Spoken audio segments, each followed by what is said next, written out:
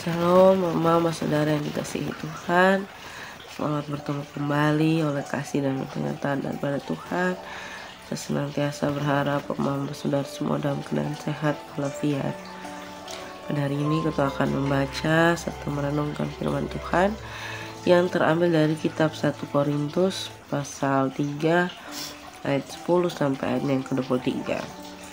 Namun sebelum itu saya mengundang kita satu hati di dalam doa. Kita berdoa. Bapa di dalam surga, Bapa yang kami sembah lewat anak-Mu Yesus Kristus, terima kasih Tuhan untuk kasih setia dan penyertaan Tuhan di dalam kehidupan kami. Kami bersyukur atas kasih dan penyertaan Tuhan. Kami boleh bangun di pagi hari untuk sehat dan nyaman, menikmati berbagai aktivitas kami Tuhan. Pada saat ini Tuhan, kami akan membaca serta merenungkan akan firman Tuhan. Kami mohon di dalam Tuhan memberkati, biarlah apa yang kami baca, yang kami dengar, semuanya itu boleh mendatangkan berkat bagi kehidupan kami Tuhan. Mengampuni salah dosa kami dan anak-Mu Yesus Kristus, kami telah datang dan berdoa. Amin. Bapak saudara yang dikasihi Tuhan, pembacaan kita terambil dari kitab 1 Korintus pasal 3 ayat 10 hingga ayatnya ke-23. Di bawah perikop dasar dan bangunan. Ayat 10, sesuai dengan kasih karunia Allah yang dianugerahkan kepadaku, aku sebagai seorang ahli bangunan yang cakap telah meletakkan dasar, dan orang lain membangun terus di atasnya. Tetapi tiap-tiap orang harus memperhatikan bagaimana ia harus membangun di atasnya. Karena tidak ada seorang pun yang dapat meletakkan dasar lain daripada dasar yang telah diletakkan, yaitu Yesus Kristus. Entah orang membangun di atas dasar ini dengan emas, perak, batu permata, kayu, rumput kering, atau jerami, sekali kelak kerajaan masing-masing, pekerjaan masing-masing orang akan nampak, karena hari tua Tuhan akan menyatakannya. Sebab akan nampak dengan api, dan bagaimana pekerjaan masing-masing orang akan diuji oleh api itu. Jika pekerjaan yang dibangun seorang tahan uji, ia akan mendapat upah. Jika pekerjaannya terbakar, ia akan menderita kerugian, tetapi ia sendiri akan diselamatkan. Tetapi seperti dari dalam api, tidak tahukah kamu bahwa kamu adalah bait Allah dan bahwa roh Allah diam di dalam kamu?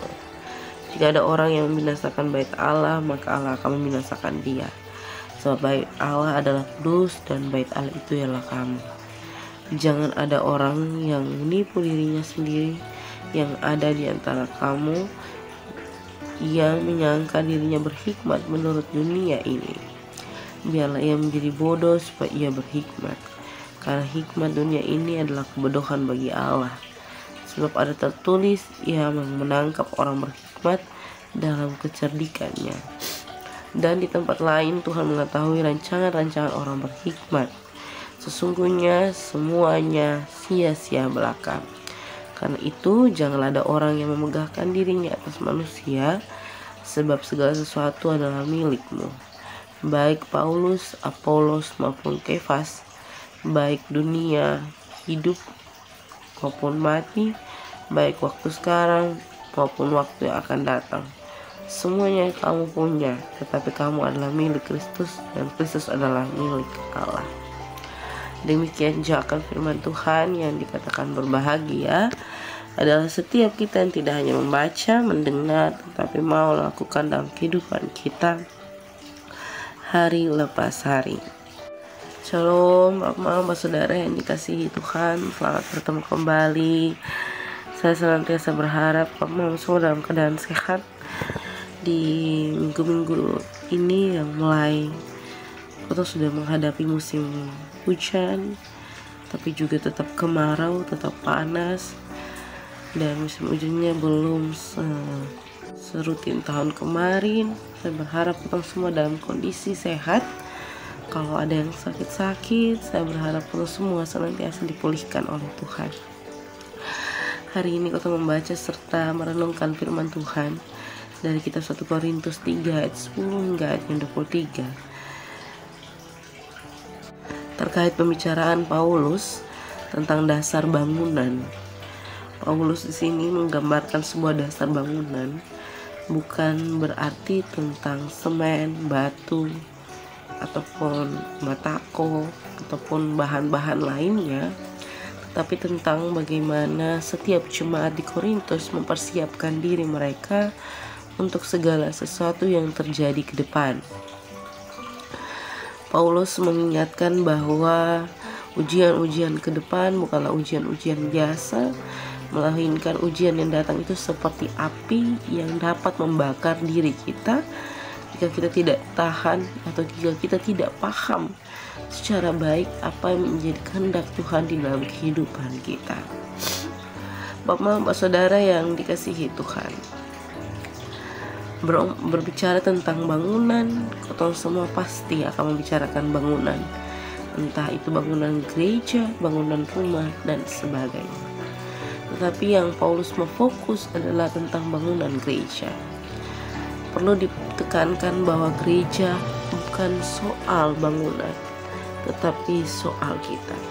Kita adalah gereja, kita yang berdiri dalam untuk mengkokohkan bangunan itu. Jika kita tidak kokoh, maka bangunan itu tidak menjadi kuat, dan gereja itu akan roboh pada waktu. Sebagai jemaat masa kini, kita pasti terus berpikir tentang bagaimana membangun gereja menjadi gereja yang lebih baik dari masa ke masa dalam tugas tanggung jawab dan pelayanan untuk mendukung pelayanan di gereja.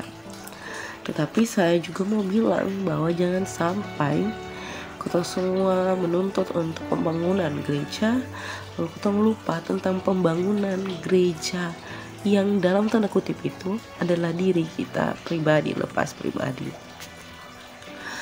Kita selalu menginginkan sebuah penampilan yang oke di hadapan banyak orang. Kita selalu berpikir tentang bagaimana perspektif orang tentang kita dari pandangan mereka, apa yang mereka lihat, bukan dengan apa yang mereka tahu dari dalam diri kita. Segala sesuatu yang kotong pentingkan itu adalah ada yang di depan, yakni tampilan yang ada di depan mata. Tetapi Paulus ingin memberitahukan bahwa yang ingin dipandang itu bukan yang ada di depan mata, melainkan yang ada dalam diri kita.